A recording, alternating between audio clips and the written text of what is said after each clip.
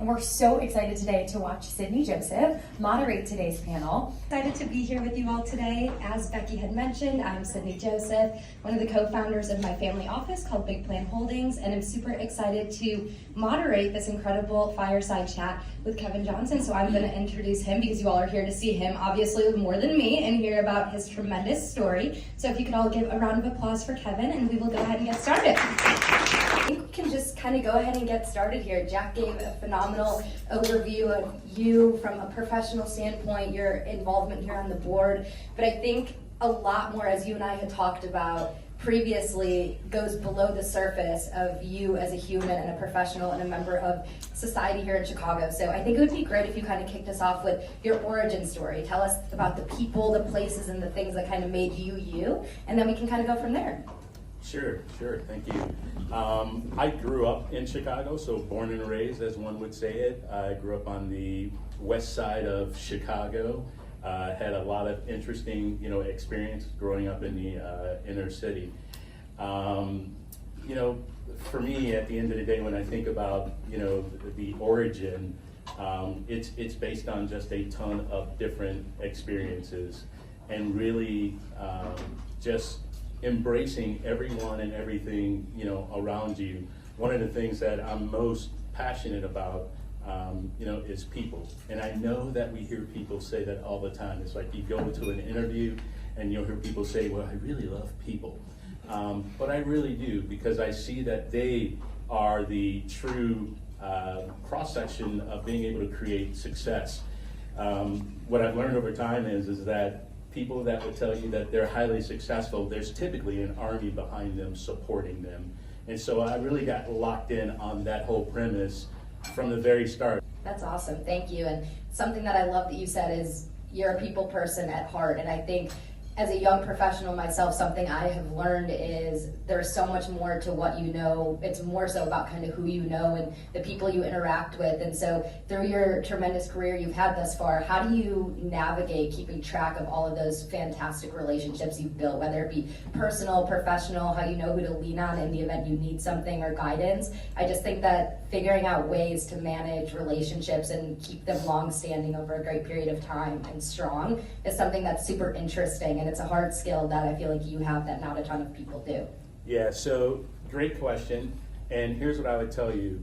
I don't feel like I have to keep track of any of those, kind of relationships, and I'll explain that, because every relationship matters, right? Everyone that you encounter, no matter what walk of life that they come from, it absolutely matters. And so for me, I give everyone the same level of respect, the same level of, of care. I think about like our CEO, of our company, Greg Case. He gets a lot of respect, right? But the lady or the individual that's cleaning our office, they're gonna get that same level of respect. And so for me, I just treat everybody the same way. Thank you. And with your servant mentality that you do have, I feel like so much of what fills your bucket from what you and I have talked about happens outside of your day-to-day job. And so I know you have held positions, currently hold positions on boards and other nonprofit organizations. You're a really tremendously active member of the civic community here in Chicago. And I think it would be great if you could shine a little bit of light on those things that kind of fuel you and make you happy and kind of, give you the purpose that you have outside of your day-to-day life, whether it be for philanthropically, socially, whatever it may be. Sure. I think it's part of the essence of what the book is about, and trust me, at the end of the day, I'm not selling a book. There was a purpose and an inspiration, behind why I wrote, that particular book. But for me, things that are close to my, community where I live, so I'm involved. So I sit on I'm a commissioner for the police and fire for the village, that I live in, and my close tie to that is that it's about taking care of my community. My family lives there, my friends live there, and so I want to be involved with that because I want to make sure that everyone is taken care of. Again, it's that kind of servant mentality piece. I sit on a board for Golden Apple, who spends a lot of time trying to bring teachers, into the profession because we have a shortage of teachers all around the place. And if you understand the dynamic of our youth and where they're going, I think it's all about our youth and taking care of them. And if we don't spend enough time really investing in them, we're going to have a challenge. Thank you. And even though we had the chance to connect via Zoom once before this and have chatted earlier today, there was so much that you just said there that I had no idea about, which is incredible. I have a love and affinity for music and the wonderful things that music brings to the world. And like you, my younger sister is a teacher as well, so I also have a strong affinity and appreciation for those in academia, and I completely agree with you that educating the youth is the key to seeing the world change for the better. So Sure. I tremendously appreciate that and completely agree with everything that you had said. I think with everything that you had just mentioned, while also balancing your role as a chief operating officer at Aon, I think you don't have more than 24 hours in a day. So I'm interested to hear from you how you segment your time, where you dedicate your days, weeks, hours per, all the time to balance your work and your personal life and the things that make you so happy outside of the workplace, how you balance all of those things and kind of give everything the attention it needs. It's tough. I've always been a really busy person, and again, I'll refer to the book a little bit. Part of the reason, why I wrote the book. We know that, we're all hired to do things, and we all have a job description, so you have to do that. You have to come in and you have to be impactful, in your work. So you have a certain amount of hours, that you're dedicated to doing that. And trust me, it stretches outside of that if you have, further ambitions, to grow within your firm and, what I call working at the fringes, of your job description if you want to, succeed, and what have you. But then there's this thing where passion kicks in, and you've all heard the saying, if you want something done, give it to a busy person, right? Because they can figure out, how to get it done. And so I've done that over, a lot of years. And, being fully transparent, I can't say that it's always worked to my benefit, but because of this passion that, I continue to have, connected around people, and this thing that I have around commitment. Once you make a commitment to something, you follow through on it. No, that's helpful. Thank you. And I think this is something that when I had left our initial Zoom, I felt so invigorated and inspired by talking to you, because I have found that same mentality at what I feel to be a pretty young age. I feel like work is great and I love it, but I do agree with you that you can't do your job, your professional job, at 100% effectiveness and, just to your highest possible strengths if you don't fill other parts of your life with things that you love and that you have an affinity and a passion for. And I think finding that, like you said, it'll never be balanced, but finding that balance somehow will ultimately make you the best version of yourself. And I've tried to adopt that as early on as I can, because like you had mentioned, for me personally, I don't want to wait till I get to that one point where hopefully I need to make a life change. And I think that for me, so far, what we're talking about, that has been one of the strongest takeaways that I have had from you. So I appreciate you sharing that. Thank you. But just one more comment. Yeah. I think that on this whole balance thing, I think this whole concept it's as unique as your own fingerprint.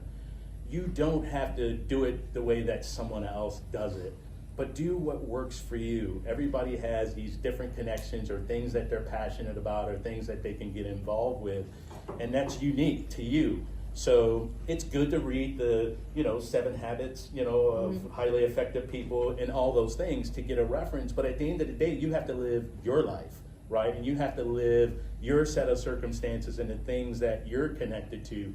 And so, again, I talk about, this notion of, create the unique fingerprint that works for you. I could not agree more. I know you have referenced your book a couple times now, so I would love to dive into that, if you wouldn't mind, kind of the impetus for you writing it, if it was a passion project, something on your bucket list that you had to write a book one day, if a pivotal life event kind of pushed you to do so, or, anything that you could talk about that, because I think that's so interesting, and there are not many people in this world who have written and published a book, and I feel like that's a really driving factor that kind of makes you you. And so would love to learn a little bit more about that process and why you went about doing that. Yeah, like I said, it was inspired, and I would tell you if my English teacher were sitting and she's like, Kevin, who? Right? She wouldn't believe it. But it definitely was inspired. Probably, I would say 6-7 years ago, a really close friend of mine, and we were a lot alike in many, many ways. He was a driver, he was a workaholic, he had 4 kids, at that time. And he had a massive heart attack, and he passed away. And so when that happened, I saw myself in him, and I said, I could be exactly where he is. My family could be viewing me right now because we lived our lives in almost the exact same way. He had 4 kids. The youngest one was 4, the oldest one was just turning 11, and he just so happened to be my financial planner. And so everything that I did, I was like, okay, Nick, if something happens to me, right, you're gonna do this and you're gonna do that. Well, it happened to him, okay? And it just made me really take a look at this idea of the chase and what we put our focus and our emphasis around. And I won't tell you that I was clinically depressed or anything like that, but I was in a funk. And it was very difficult. And so I just started to write, not because I ever wanted to write a book, because I didn't. I never wanted to write a book. But I just felt like I had to share some of these sentiments on this notion of going out and creating success. Could not agree more with you. And I think that all the information you're sharing is tremendously insightful, and I think would serve so well as a mentor to other people, whether you are currently doing that now as an active mentor, if you had a mentor throughout your professional development. Would love to learn a little bit about any mentorship-oriented relationships or work that you have done, because I feel like writing a book and speaking the way you do, you're destined to be someone's mentor, whether you know it or not. And I'm sure there must be someone or multiple people in this world who serve as your mentor as well. So I just think mentorship is a fascinating concept. I would love to learn a little bit about how you view that. Yes. I would tell you that I probably have more informal mentor, scenarios than I would formal, although I have a number, of those too. And so I spend a lot of time pouring into people, right? I mean, if I care about people, then it would stand to reason that I would spend a lot of time pouring into them, particularly younger, professionals or early career folks. So I do spend a ton of time doing that. As far as, mentors for me, there's some people that even showed up here today. They may not know this, but there are certain characteristics. I think there's a ton of mentors around here, and it's their characters, and it's things that you see that you can connect to, and you say, gosh, I wish I was more like that. I wish I had this or that. Do I have formal mentor and people that I consider away? Yes. But I learn a lot from people because I'm a student of people. I'm constantly taking from those people, their characters and the things that, I even aspire to continue, to be. So, for me, I have a great humility around who I am. And I think that you never evolve to this place where you can say, oh, I'm that, or whatever. I think you continue to evolve through your entire life. You just have to be, open to that. It would be wonderful if you could share with us. I know you probably get asked all the time, like, what's a piece of advice you have for people? And I am interested in hearing that, just, the best piece of advice that you've ever heard, why it was such a great piece of advice. But I also think on the opposite side of that, I would be interested to learn what was the worst piece of advice you've ever been told, and whether you took that piece of advice or not, and if you didn't, why didn't you take it? If you did, what did you learn from it? Just because as someone who speaks truth into our lives, I think we would all benefit from a little bit of truth based off of your personal experiences. Yeah, maybe first, the first bad piece of advice is, it's simple, you can't. You can't. And what I believe is that there are many opportunities that may come your way that are intended for you. And to ask someone who may not have the right perspective or who has never experienced, maybe what you're going through sometimes, they may not be your supporter. I'll give you a great example. When I first started, writing a book, I mean, people like my English teacher, they knew me. So they're like, you're writing a book?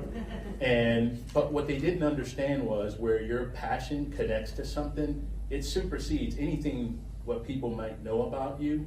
And so if you have a dream, if you have something that, you're connected to, this notion of you can't, I would just tell you, throw it out the window. And you really need to lean into it, use it as inspiration, whatever you need to do in order to carry forward with that. There's a reason why we have great inventions out there. You think about the combustible engine. You think about McDonald's. Someone didn't believe in it. If you ever saw that story, the founder. I mean, people basically laughed at that thing away, and look at it. It's like a multi-billion conglomerate, right? As you can imagine, mothers have a way of putting things that is sobering sometimes. What she said is that it's not all about you. And so again, thinking about that whole service, mentality, that I have, and just pouring into people. And my colleagues, some in the room, they know that I have a ton of sayings. And my saying for this year is success is a team sport. And I really, really believe that. Sure, can you be successful by yourself? Can you get things done? Yeah. Can you achieve things? Yes. But some of the greatest teams I've ever been on, they were great because I was doing it with someone else. And so again, it exemplifies that whole thing that it's not all about you. And to the extent that you can take that mentality into your corporate environment, let me bring it back to our emerging leaders here and your workplace, it truly is not all about you. And I see every day individuals that, and it's okay to want things for yourself, but it is about building a legacy. Thank you so much. And I was actually going to circle back to the time that you spent at Motorola and AT&T, even before Aon, and through your wonderfully expansive career, I'm interested to hear if there was one pivotal moment or a big life event or your biggest career decision that you made that kind of shifted your path and kind of puts you on the trajectory to where you are now, if there is one. I think there's just a lot of little ones. I think anytime someone recognizes you for something that is outside of what you get paid for or what your job description is, it's a pivotal moment, right? If you were to look at my resume and just kind of backtrack it, people would say, wow, this guy doesn't know what the heck he wants to do, right? But that's not it at all. And in fact, I probably only applied for maybe 1 or 2 jobs over the 30-some years that I've been working. But almost every single time someone has come to me and said, Kevin, I know you haven't done this before, but based on the way that you operate, I know that you can do this, which leads me to another saying. Leadership is not a job that you get, it's a validation of what you already do. Obviously, there's a difference between correlation and causation, but are there traits that you have noticed or attributes you have noticed within people on your respective teams or in different companies that you've worked with or other just boards and nonprofit organizations you've been a part of that tend to correlate to those being really strong leaders? And if there are, would love to learn a little bit more about those, especially for our emerging leaders in the room who are trying to continue to grow their leadership skills. Yeah. Again, another saying, leadership matters. Leadership absolutely matters. First of all, I get locked in on this notion that my job as a leader is to remove the obstacles from my folks' path so they can be successful, okay? But the thing to note is sometimes they are the obstacle, right? So you have to work with your people to really help them speak truth into their life, right? To help them see that. But I feel like my job as a leader and the things that I picked up over time, the best leaders were really there as a support mechanism for their teams to really help them to be successful. And again, it goes back to this whole notion that when you pour into other people, it always comes back. So I don't have to worry about if I'm getting credit while I'm like raising all of these great leaders and things like that. I think the best compliment that you can get is take someone from your team that you've led and they want them to lead. And then as it relates to being a team player, because being a leader and being a team player are obviously very different. A lot of times they go hand in hand, and some of the greatest leaders are also team players. But I feel like they are also completely separate attributes as well. So what have you found, working alongside people that may not be team players and therefore might be obstacles to those who are trying to lead or those who are trying to work as a team? How do you break down that barrier to make sure that if you are on a team, especially because you are in a leadership position, you kind of get through to those who are not necessarily team players in order to achieve the same goal that you all are working towards? Yeah, sometimes it's kill them with kindness, sometimes at work, sometimes it don't. And then sometimes you have to speak truth into those individuals' lives if they're being very difficult, to work with, what have you. I found that some of the most challenging times, and part of it is the brand that you carry every day. So if people don't think that you're sincere, or if they don't think that you're a good person, you can't speak truth into other people's lives because they're not just going to accept it. But if they see that you have the kind of reputation that pours into people and that's helpful and that's caring and all those things, people are really more open to receiving things from you because they know that you're not fake or you're not just saying something. And so where I found that people are difficult, I've really just pulled them aside and I said, hey, look, at the end of the day, I know that we're all trying to be successful here. I said, I have the saying again, I have many sayings, I will decrease so that you increase, but we got to get the job done, right? Whatever it takes. So I'm willing to be very agile and as flexible as I can be in order to be able to progress it. So I'm going to bend a lot, but there comes a time where the bending stops. And I have this side of me that can be very, very direct.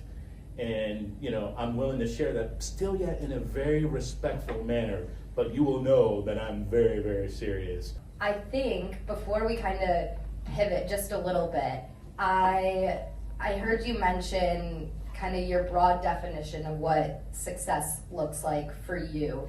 How do you handle it if you ever are in this position where people that are on your team or those that are leading alongside you view success differently? So even though you think you're trying to work towards the same goal, you might have different definitions of success, and therefore your mechanisms to achieving what your definition of success is are obstructed.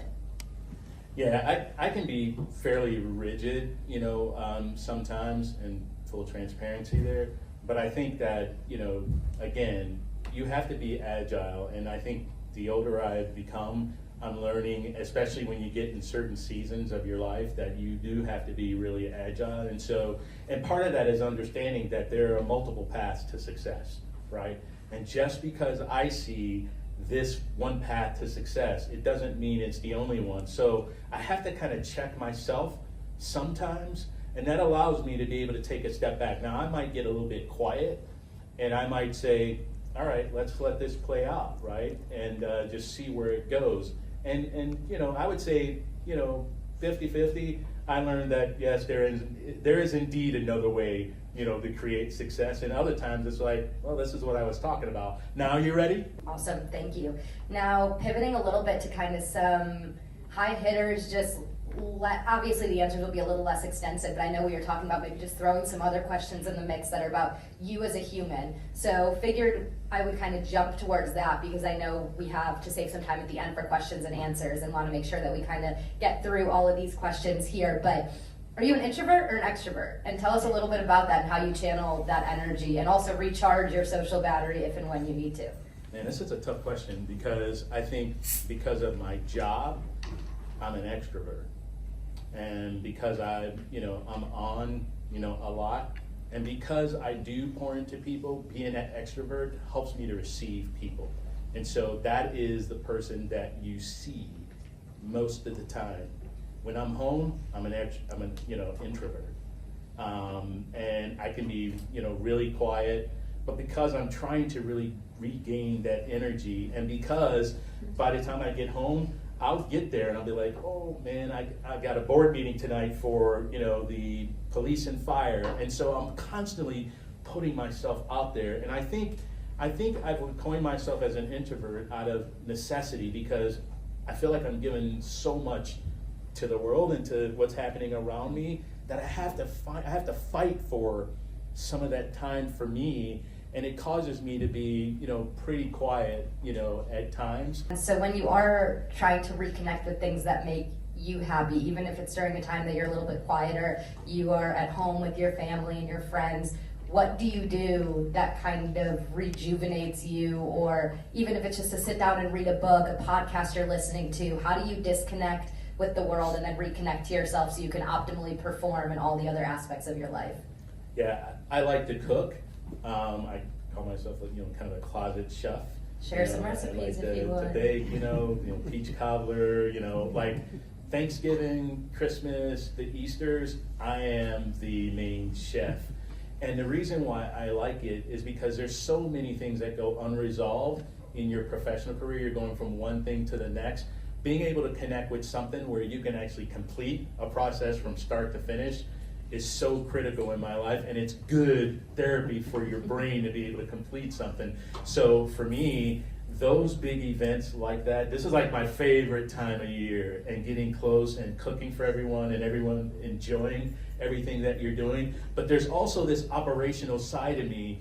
I'm the guy that says, if dinner's at 2 o'clock, you're gonna be there, and everything's piping hot, everything's coming out of the oven. I mean, I'm just a logistical master. And that's why I love to ask that question, just because you could tell you light up when you talk about cooking and holidays and families, and that's great. And so I always find that that's so interesting, because outside of the things that you do professionally, it's great to be able to know what brings somebody happiness. So you can, if I come across a great restaurant or a recipe and I think you would love it, I would love to be able to share it with you now that I know that that's something that brings you so much happiness. And then the last two questions I have for you before we flip it over to everybody else to do some Q&A. What is something on your bucket list that you are still looking to achieve, and do you plan to do so soon? I'm not a bucket list guy, right? I know that sounds kind of strange. My wife is a bucket list person, so I live vicariously through her buckets, a list of things that she has. But I consider myself to be a pretty simple guy. I don't think I have a lot of needs, even though people will argue that I'm a simple guy.